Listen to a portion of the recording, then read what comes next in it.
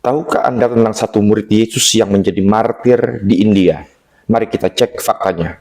Bayangkan ini seorang pria Yahudi hidup di abad pertama, dia tempuh ribuan kilometer dari Yerusalem hingga ke India, bukan untuk berdagang, bukan untuk berpetualang, tapi untuk satu hal, memberitakan bahwa Yesus bangkit dari kematian.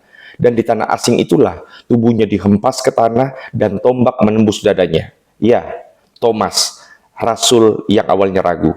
Dia ragu karena pernah menolak percaya dan berkata, sebelum aku melihat bekas paku pada tangannya, dan sebelum aku mencucukkan jariku ke dalam bekas paku itu, dan mencucukkan tanganku ke dalam lambungnya, sekali-kali aku tidak akan percaya. Tapi dari keraguan itu, lahir momen yang menggetarkan. Yesus datang khusus untuk Thomas, menunjukkan luka-lukanya, dan seketika Thomas berseru, ya Tuhanku dan Allahku.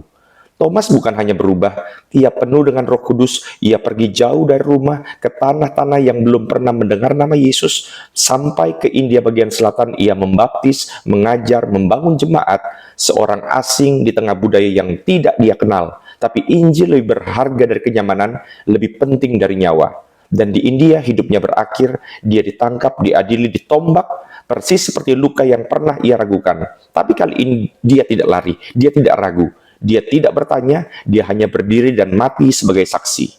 Warisan Thomas masih hidup hingga kini. Di Chennai atau dulunya bernama Madras, terdapat Basilika Santo Thomas yang dibangun di atas makamnya. Selain itu, gereja Martoma di Kerala yang merupakan hasil perintisan dari Rasul Thomas, saat ini memiliki sekitar 1 juta jemaat, lebih dari 1.200 gereja lokal.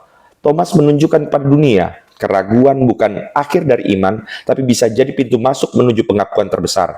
Jika Tuhan bisa memakai Thomas, Ia juga bisa memakai kita. Karena iman yang sejati bukan tak pernah ragu, tetapi tetap berjalan meskipun belum semua terlihat.